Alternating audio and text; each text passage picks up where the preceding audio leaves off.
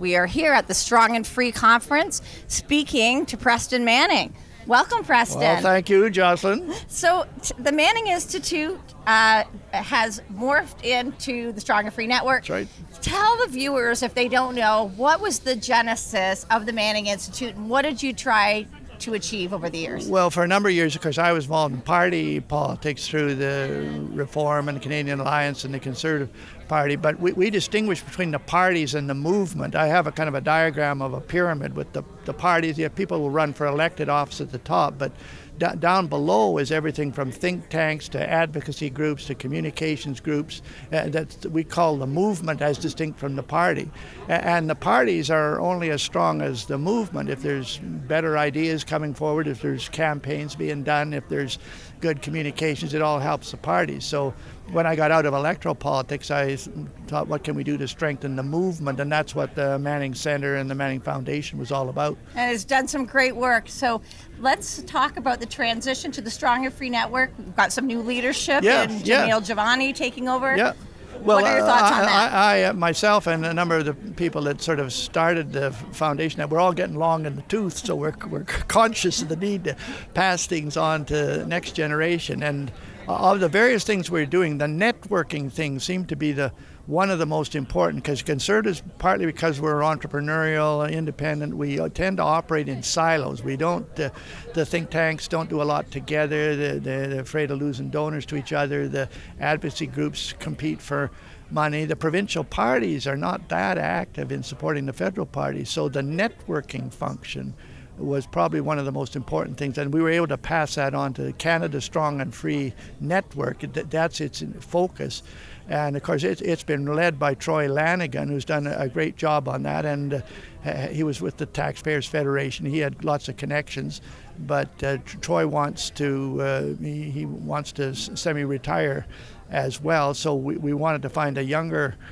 person, and particularly someone that's well versed in the social media and the podcasting and web presence, because that generation, that is the way they network. And so Jamil has agreed to perform that function, and we think he's going to do a great job. I think he's going to do a great job too. Yeah. And it was heartfelt to see all of the young people at the network. Oh yes, last night. There were a lot of young people. Yeah, no, that's true. Yeah. So let's talk about the debate. Okay. What were your thoughts on the debate? What was the highlight for you? Well, for one thing, I think it was good that this was held. This was kind of a dry run. The party's going to have these official debates, and the first one is always the rockiest one, because there's technical things to get worked out with the nature of the format, the questioning, and then even for the candidates themselves, they're getting their feet wet. So I think it served a very useful purpose and hopefully beneficial to the party. My one concern, and I've expressed this publicly, and I've said it to all the candidates, I wish they would stay away from the kind of personal attacks on each other, because I don't think that enhances the overall image. The country's badly divided, and they're looking for a party that can unite it. But if that party itself appears to be a little divided, that takes away from that main message. But I thought overall the thing went over quite well, and there was a lot of positive points that were made. There were some entertaining moments. Oh, so yes. Now you have a book out called Yes, Do Something by Preston Manning, 365 Ways You Can Strengthen Canada. Tell us about the book. Well, one of my concerns, and this is particularly with the younger generation, is that there's a danger of substituting discussion. And in a way, the social media facilitate this, Facebooking, Twittering, tweeting, and substituting discussion of an issue or problem for actually doing something about it. So I get into a lot of the things that can be done as distinct. Let's not just talk about them, let's do them. So I listed them all in that book. Well, it's a great book. Now, tell me, what would you like your legacy to be? You've started this great networking that we had over 900 people. What do you want your legacy to be in 30 seconds? Well, I don't like talking about legacy. My father spent an entire life in politics and 33 years in the Alberta legislature. And he said political people that start worrying about their legacy, particularly when they're still active, are like somebody driving a car, looking in the rear view mirror, and what you're going to do is run into a tree, and that's going to be your legacy. Well, this is a great legacy. Thanks, Preston, for joining us. You've been watching the News Forum, and we've been talking about the Strong and Free Convention.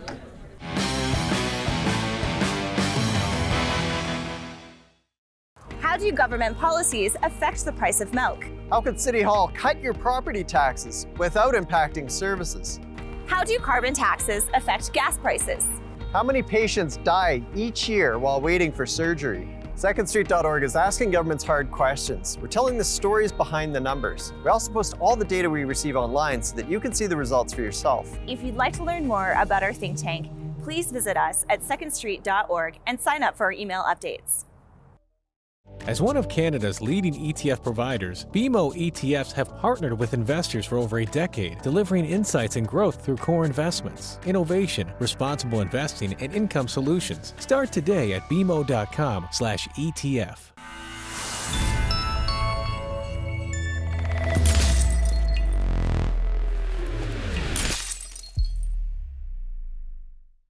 Welcome to Counterpoint. What concerns you about Canada right now? That we have zero leadership. We need to begin thinking about what comes next, now. Public is a lot smarter than policymakers often let on. We have normalized the absence of informed consent. And that's kind of like the adult in the room conversation that a lot of people have wanted to have happen. For Counterpoint, I'm Tanya Granick-Allen.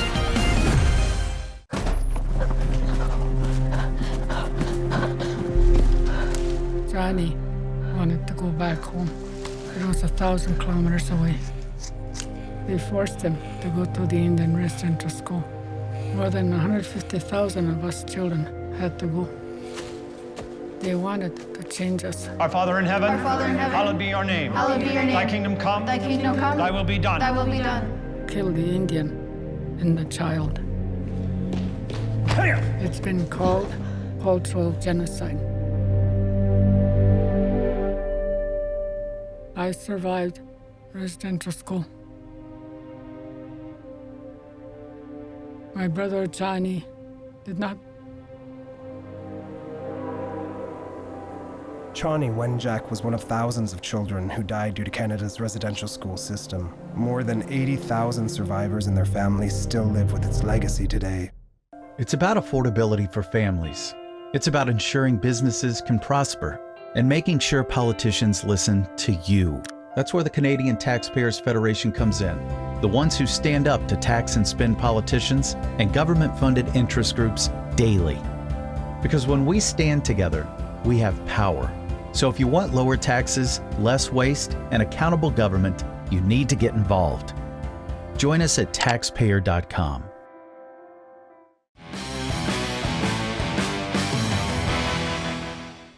I'm Jocelyn Bamford. We're here at the Strong and Free Network Conference.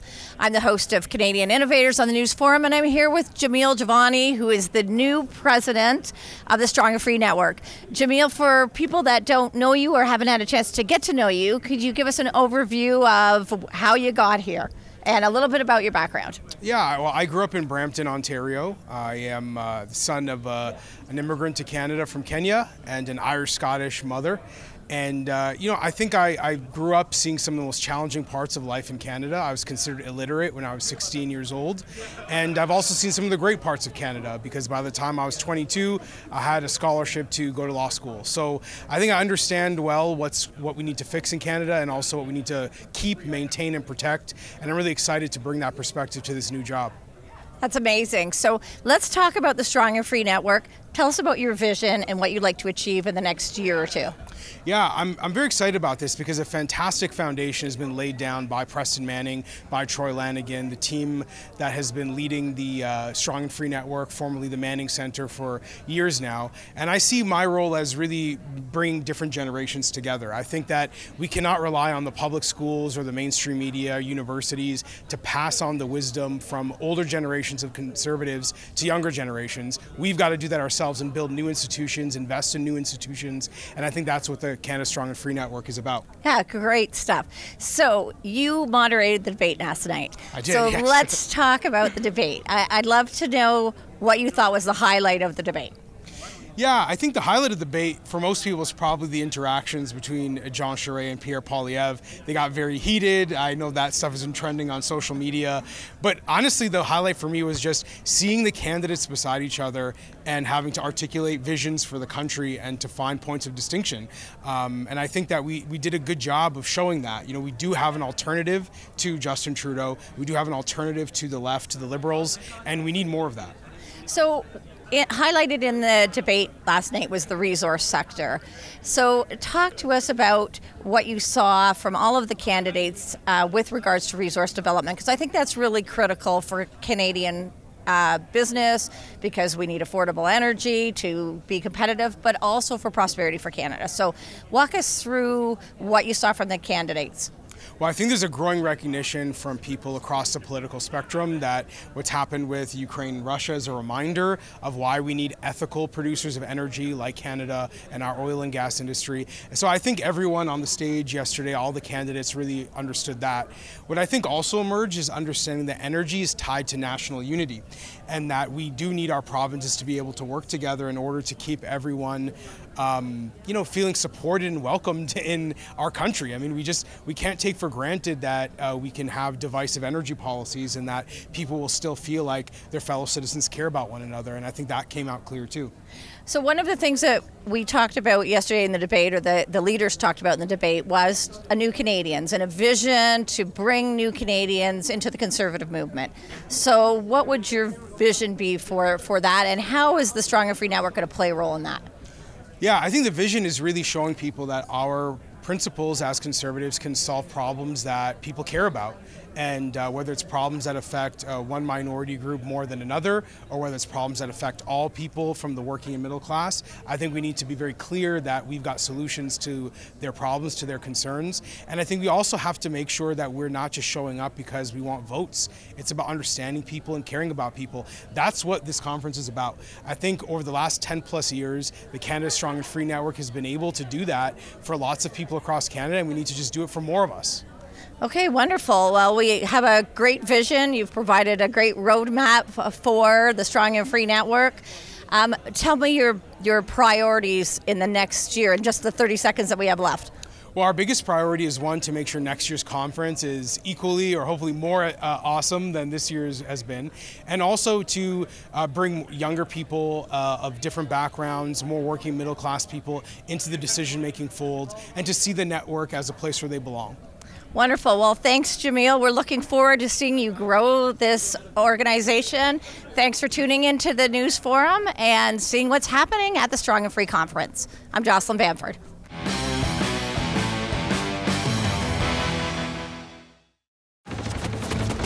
They were just kids from New Brunswick. Never even left the North Shore before. Dad trained them the best he could. But how could they possibly be prepared? This was the biggest operation the world had ever seen. He'd already served in the First World War, earned the right to stay home, raise his children. But how could he send those boys into battle and not be by their side?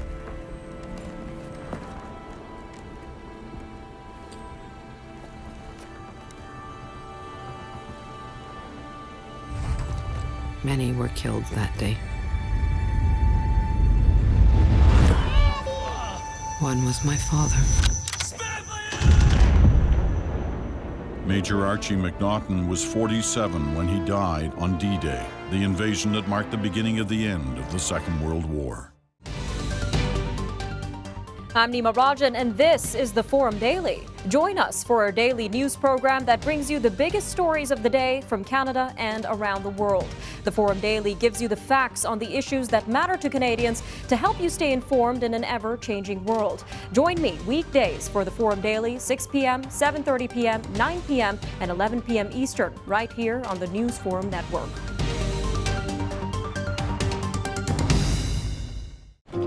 My dad was a railway porter. It was just about the only job a black man could get. But he had big plans for us. Music would be our ticket out of poverty. I knew we couldn't afford that piano, so I practiced twice as hard. Nice, Daisy. Okay, Oscar, let's hear it.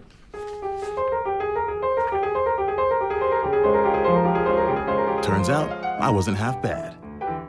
Then I found jazz, or it found me. It wasn't all easy, though. I faced a lot of hate, but I found my stage. They call me the man with 4 hands. Well, I don't know about that, but let's see how far this ticket takes me.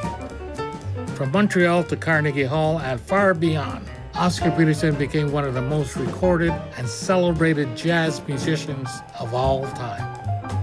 At secondstreet.org, we ask governments uncomfortable questions, such as how many patients die each year while waiting for the government to provide surgery. We obtained government data that showed 1,480 patients died while waiting for surgery in 2018. The data also showed some patients' lives could have been saved if waiting lists had been shorter. Do you think governments should be required to proactively release this information to the public? If you agree, sign up for our email updates at secondstreet.org. Your morning wake-up call on your smartphone, your coffee maker, making breakfast, your tablet or laptop. These daily products are part of our lives. The Canadian energy industry is a leader in finding solutions to reduce greenhouse gas emissions and is leading the way in development that supports Indigenous investment, diversity, and inclusion. Oil and gas is produced across the globe. Why shouldn't it be Canadian?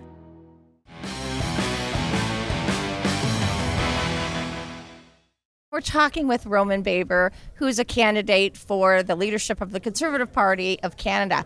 So, Roman, thank you for stopping by and talking to us. Great to be with you. So, as you know, Canadian Innovators is a show that celebrates entrepreneurs and the Canadian spirit and businesses and keeping jobs and prosperity in Canada. So, as the leader of the Conservative Party, should you win, what would you do to keep jobs and prosperity here in Canada? Multiple things. First of all, it started with a culture change. I think that it's important. I'm running as the democracy candidate. I am the democracy candidate because I think that a lot of Canadians feel, including myself, that Canada's democracy is being fundamentally eroded. And free enterprise is a cornerstone of democracy. It's good not just for people and employment. It's good for government. It's good for revenue.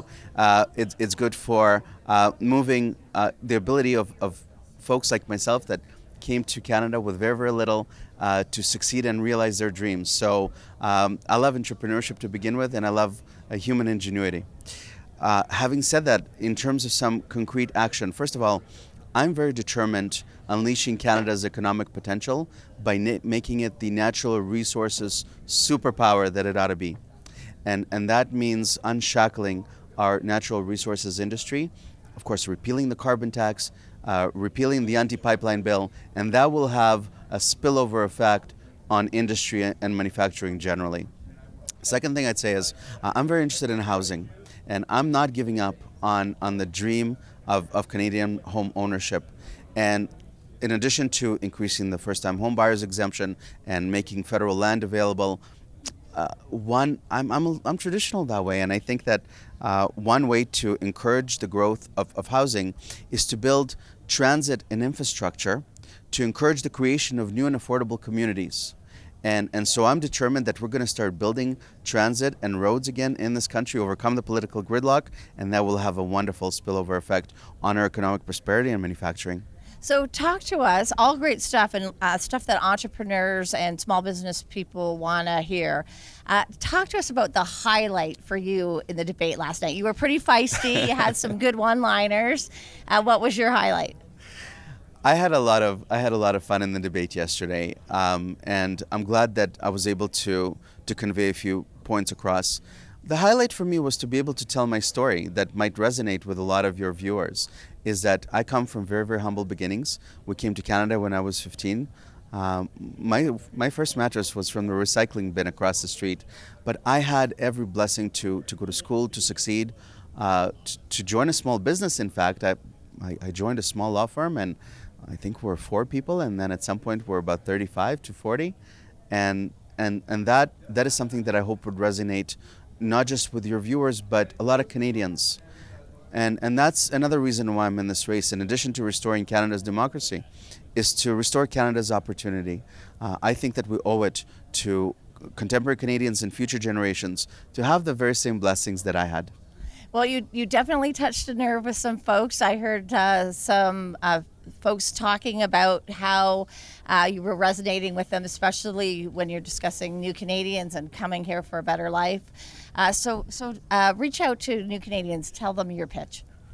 Yeah, I would say we live in the best country in the world, because all you need to do to succeed in Canada is work hard and be nice to people. That's it. And if you just do those two things, then everything will be okay. And we get to do that and keep our religious values and cultural values. We get to be ourselves. But that doesn't get government off the hook, in that I think that we don't necessarily have to do anything active. We just have to get out of the way and let people work. And that's a theme that I'm very, very passionate about, is to let people work and not to foreclose on work, whether it's something extreme like lockdowns or mandates, or the very heavy regulatory burden that we have in our federal system, where you can't get into a federally regulated industry. Government needs to get out of the way and allow people to work. We can have a sensible balance, protect the environment. Great stuff, Yeah, Roman thank you. Baber. Thanks for joining us on the News Forum Network.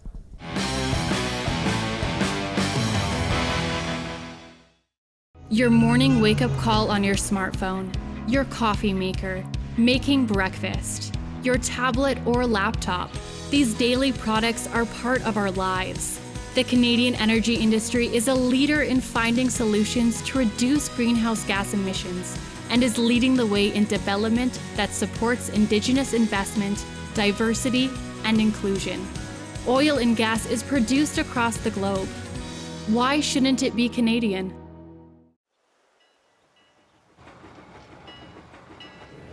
It's packed to the rafters in the Edmonton Arena. Everyone is feeling the pressure on the Grabs as they await the American champs. Here's the Cleveland favorite Knits now, and boy, do they look impressive.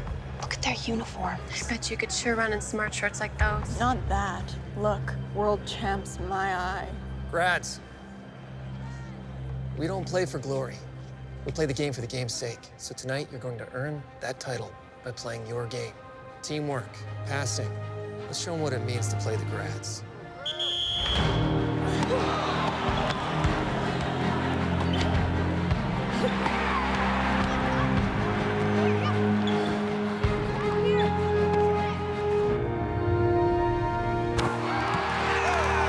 The Edmonton Grads were champions for 25 years. The record of 502 wins and only 20 losses is unmatched in all of sport.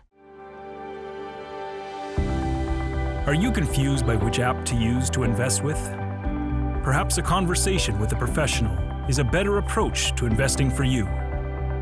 Our investment advisors are here to help you so that you don't have to invest alone. Call us at 1-800-387-0859 or email invest@caldwellsecurities.com. Canadian Justice is a show about some of the most interesting and controversial legal cases in Canada. Canadians really need to be concerned with protecting our fundamental freedoms. We need to see our members of Parliament show solidarity. Other people who targeted us were able to amplify their voices. I hope that this program gets people thinking about how legal issues can impact their everyday life. This is fundamentally discriminatory. We are relational beings, we are spiritual beings, we're social beings. And remember, a freer Canada starts with you. You must be the reporter. Come with me.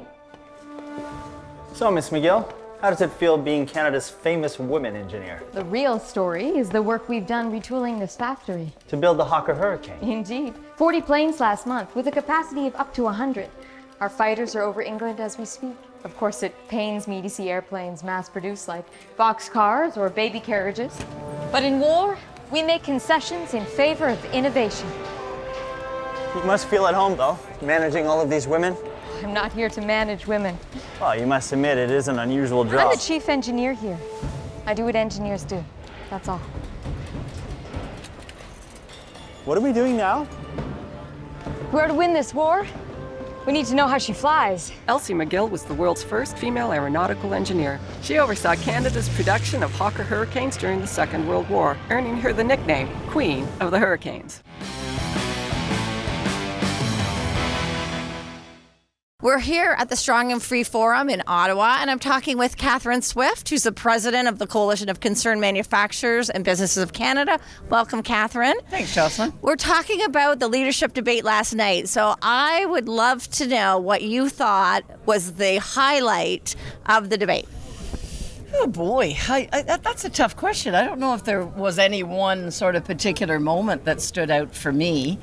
I guess the fireworks part of it was certainly something everybody noticed, and I was looking through social media and I saw how that was emphasized by an awful lot of sort of people chatting about the debate on social media.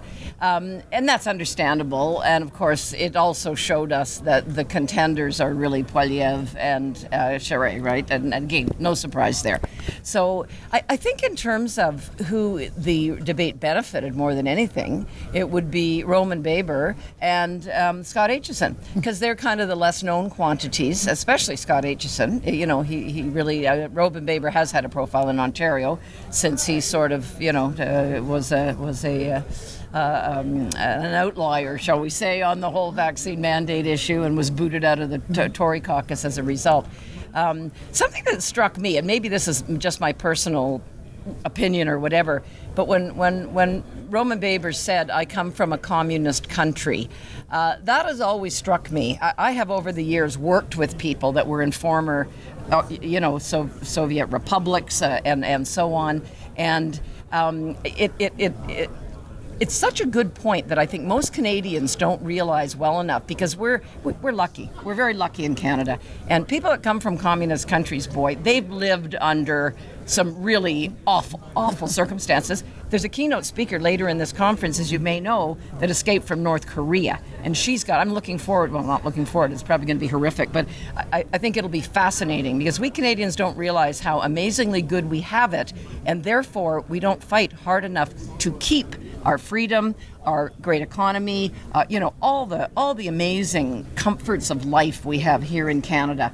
And boy, when you hear from someone that has lived under the thumb of a really repressive regime, it gives you a good wake-up call. So that moment in the debate, like I say, maybe that's my bias, but boy, I thought, yep, that's a story that needs to be told. So as the president of the Coalition of Concerned Manufacturers and Business, was there anyone that spoke to manufacturing, small business, the affordable energy? What resonated with you? Well, I didn't think the energy issue, frankly, got the treatment it should have. And maybe, again, that's because I think it's such a hugely important issue.